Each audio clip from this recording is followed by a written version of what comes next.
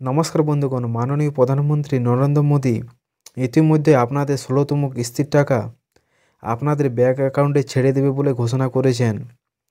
তো এই টাকা কবে দেওয়া হবে সে বিষয়ে জানার আগে আপনি এই চ্যানেলে যদি নতুন হয়ে থাকেন তো চ্যানেলটি অবশ্যই সাবস্ক্রাইব করে নেবেন সর্বপ্রথম আপডেট পাওয়ার জন্য। তো এখানে আপনার ১৬তম কিস্তির টাকা ২৮শে ফেব্রুয়ারিতে দেবে বলে তিনি ঘোষণা করেছেন এবং ওয়েবসাইটও আপনারা দেখতে পাচ্ছেন এখানে আপডেট দিয়েছে ২৮ তারিখের। ১৬তম installment PM Kisan scheme on ২৮ February ২০২৪। তো এই টাকা আপনি নাও পেতে পারেন।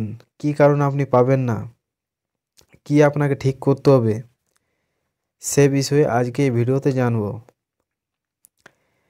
আপনার যদি এখানে আপনারা দেখতে পাচ্ছেন লেখা আছে ইকেআইসি ইজ ম্যান্ডেটরি, মানে আপনি যদি ইকেওয়াইসি যদি কমপ্লিট না করে থাকেন পিএম কিষাণের, তাহলে আপনি এই পিএম কিষাণের টাকা ১৬তম কিস্তির টাকা আপনি পাবেন না।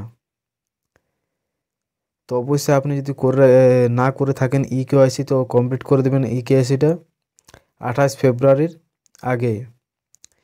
এবং আপনি যদি কেসিসি করে না থাকেন মানে কিষাণ ক্রেডিট কার্ড, তো এটাও করে নেবেন, কারণ এটাও বলা হয়েছে এর সাথে সাথে করতে হবে।